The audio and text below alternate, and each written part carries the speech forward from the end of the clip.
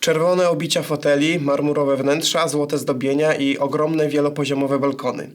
Tak pokrótce można opisać najsłynniejsze, ale też najbardziej ekskluzywne budynki teatrów na świecie. Jakie to dokładnie i dlaczego moim zdaniem warto na żywo zobaczyć te dzieła architektury, nawet jeśli niekoniecznie planujemy kupować bilet na spektakl? Przekonajcie się sami. Pora odsłonić kurtynę i zaczynać kolejny odcinek.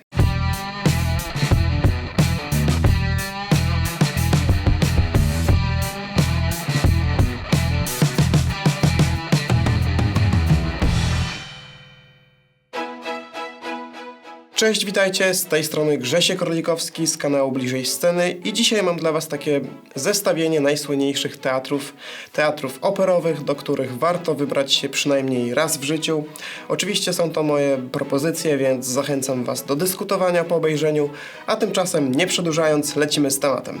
Sydney Opera House, czyli charakterystyczne białe żagle. Decyzja o budowie gmachu opery zapadła w latach 40., a głównego architekta wybrano w 1957 roku. Był nim Duńczyk Jorn Utzon, którego projekt został wytypowany w konkursie spośród ponad 200 innych propozycji, pomimo że, co ciekawe, jego zgłoszenie nie było do końca zgodne z regulaminem, bo Jorn na ostatni moment nadesłał zaledwie szkic. Planowane na rok 1965 otwarcie przesunęło się o 8 lat i dopiero w 1973 oddano budynek do użytku, po tym jak udało się uporać z licznymi problemami, a to z podłożem, a to z obciążeniem dachu, które sprawiły, że koszty budowy z $7 milionów urosły do, uwaga, 102. Najgorszym problemem dla inwestorów i budowniczych był fakt, że główny architekt w pewnym momencie stwierdził, że ma dość użerania się z władzą, róbcie sobie sami, ja stąd spadam. I w 1966 roku porzucił budowę i opuścił Australię. Opera w Sydney składa się z 7 różnych sal, z czego 3 to typowe teatry. A główna sala, inaczej sala koncertowa, która pomieści prawie 2700 widzów, została architektonicznie przystosowana właśnie do koncertów. Nie, jak sugeruje nazwa budynku, do spektakli operowych. Wbrew pozorom warunki akustyczne nie są tam jednak najlepsze. Sala ma problemy z czasem pogłosu, różnymi zniekształceniami dźwięku bądź zanikami w pewnych obszarach. Mimo to, nie licząc okresu pandemii, różnych wydarzeń kulturalnych tam nie brakuje i obiekt ma zapełniony niemal każdy dzień w kalendarzu. Dokładnie rzecz biorąc, opera jest zamknięta tylko przez 2 dni w roku, w Boże Narodzenie i Wielki Piątek. Duma Rosjan, położona w samym sercu Moskwy, to oczywiście Teatr Bolszoi. Został założony w 1776 roku, kiedy książę Piotr Urusow otrzymał od ówczesnej carycy zgodę na organizowanie prywatnych spektakli teatralnych, balów oraz maskarad. Dopiero pół wieku później, w 1825 roku, odbyła się uroczysta inauguracja budynku, który do dziś trzeba było kilkakrotnie przebudować, głównie przez pożary albo bombę, która na niego spadła podczas II wojny światowej. Ostatni generalny remont teatr przeszedł w 2009 roku, w który zaangażowane było prawie 3,5 tysiąca osób. Wymieniono podłogę, podniesiono scenę, poprawiono akustykę, ogólnie powiększono powierzchnię z 30 do 72 tysięcy metrów kwadratowych. Rosjanie nie oszczędzali na swoim oczku w głowie i nie bali się wydać 21 miliardów rubli, żeby pod każdym odwiedzającym uginały się kolana od panującego tam przepychu. Teatr Bolszoi wystawia przedstawienia operowe i baletowe, takie jak Trawiata, Carmen czy Czarodziejski flet. Podstawa to jednak muzyka rosyjska, czyli takie nazwiska jak Czajkowski albo Nikołaj Rimski-Korsakow.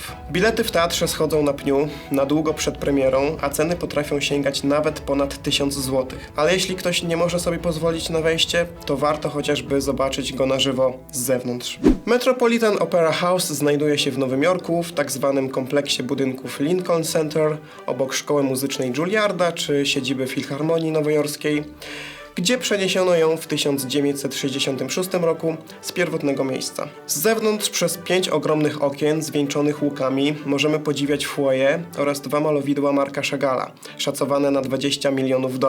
Natomiast w środku raczej standardowo mamy dużo marmuru, czerwone dywany i kryształowe żerandole. W Metropolitan Opera House wystawiono jedyną polską operę, czyli Manru Ignacego Jana Paderewskiego.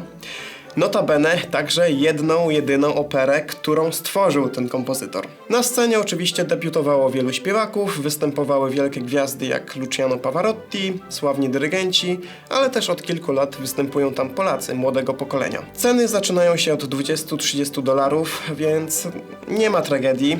Oczywiście większym wyzwaniem może być dla nas podróż do samych Stanów. Jeśli ktoś nie ma możliwości odwiedzenia Met, to zdecydowanie bliżej, bo we Włoszech, w Mediolanie, znajduje się prawdopodobnie najsłynniejsza scena operowa w Europie. La Scala, nazwana na cześć księżnej Beatrice Reginy della Scala, to marzenie wielu wokalistów i wielbicieli oper. Z zewnątrz może nie wygląda zbyt majestatycznie, przez co można przejść obok niej nie zwracając uwagi, ale w środku miały swoje premiery jedne z najbardziej znanych dzieł Giuseppe Verdiego czy Giacomo Pucciniego. Jak każdy słynny teatr, także i ten musi mieć w swojej historii jakiś pożar. Właściwie to jego historia zaczyna się od pożaru, po tym jak w 1776 roku ogień doszczętnie strawił tzw. Teatro Regio Ducale. Poprawcie mnie, jak źle wymawiam. Grupa bogatych Mediolańczyków, którzy byli właścicielami lóż w spalonym budynku, postanowiła wziąć sprawy w swoje ręce i sfinansować budowę nowego teatru. Początkowo wnętrze La Scali oświetlało ponad 1000 lamp olejowych, ale przezorni Włosi, na wypadek ewentualnego pożaru, postanowili zagospodarować kilka pomieszczeń na magazyny z setkami wiader z wodą. Na szczęście obyło się bez potrzeby użycia ich, a po jakimś czasie oświetlenie olejowe zastąpiono gazowym i wreszcie elektrycznym. Druga dobra wiadomość to, że opera nie powala ceną biletów. Raczej nie ma co liczyć, że jak już jesteście w Mediolanie, no to może uda się wejść, ale z odpowiednim wyprzedzeniem można kupić bilety za 20 parę euro. Royal Opera House w londyńskim Covent Garden to kolejny z najbardziej znanych teatrów operowych na świecie oraz siedziba Opery Królewskiej i Królewskiego Baletu. Pierwszy budynek teatru został otwarty w 1732 roku, obecny natomiast jest trzecim, bo dwa poprzednie, jak żeby inaczej, spłonęły w pożarach. W Royal Opera House odbył się pierwszy w Wielkiej Brytanii koncert fortepianowy. Był też pierwszym teatrem, w którym wprowadzone zostało rewolucyjne jak na swoje czasy oświetlenie gazowe. Chociaż potrafi pomieścić ponad 2200 widzów, to budynek wcale nie jest jakiś ogromny. Royal Opera House zajęło 6. miejsce w rankingu największych, tylko samych londyńskich teatrów. Na scenie możemy zobaczyć polskie nazwiska, takie jak Andrzej Filończyk czy Piotr Beczała. A jak wyglądają tam ceny biletów? Przedział jest dość szeroki, bo za przyjemność udziału w spektaklu możemy zapłacić od kilkunastu do ponad 200 funtów. Grand Théâtre de Lisieux został otwarty w 1847 roku i pod kątem akustycznym już wtedy zaliczany był do czołówki tego typu obiektów. Do dziś jednak z oryginalnego gmachu zachowała się jedynie fasada, hala główna i fragment foyer.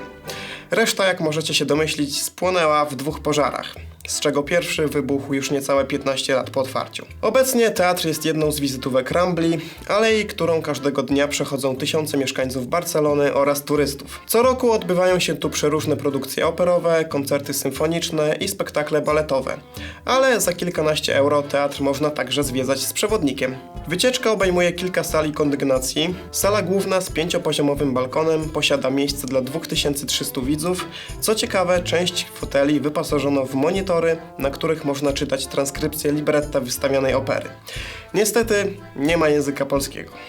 Warto też wspomnieć o sali luster oraz możliwości wyjścia na taras widokowy, skąd możemy podziwiać panoramę miasta. Teatr rzadko przygotowuje własne produkcje. Stały zespół składa się jedynie z chóru i orkiestry, natomiast główne role w wystawianych operach odtwarzają najczęściej zapraszani artyści. Przeważnie wystawia się tam klasyczne dzieła Verdiego, Wagnera czy Mozarta.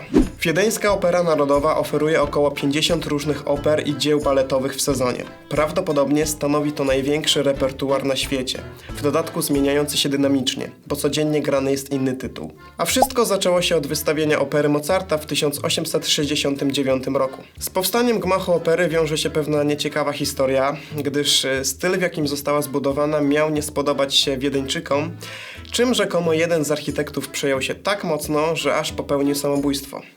Ile w tym prawdy? Do końca nie wiadomo. Wiadomo jednak, że życie w operze kwitnie. Kwitnie do tego stopnia, że raz do roku organizuje się ogromny bal, na którym spotykają się artyści, przedsiębiorcy i politycy z całego świata. Po teatrze organizuje się także wycieczki z przewodnikiem, gdzie można zajrzeć za kulisy i poznać więcej szczegółów na temat historii tego miejsca. I to by było na tyle. Dzięki serdeczne za obejrzenie. Mam nadzieję, że Wam się podobało. Dajcie koniecznie znać w komentarzach, do którego z tych teatrów wybralibyście się najchętniej, albo w którym byliście.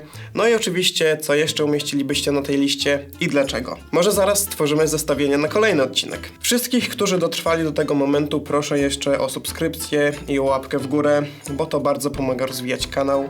No a wszystkim subskrybentom oczywiście dziękuję. I co? I widzimy się za tydzień, jak zawsze, we wtorek o 19:00. Do zobaczenia na scenie, kochani. Cześć!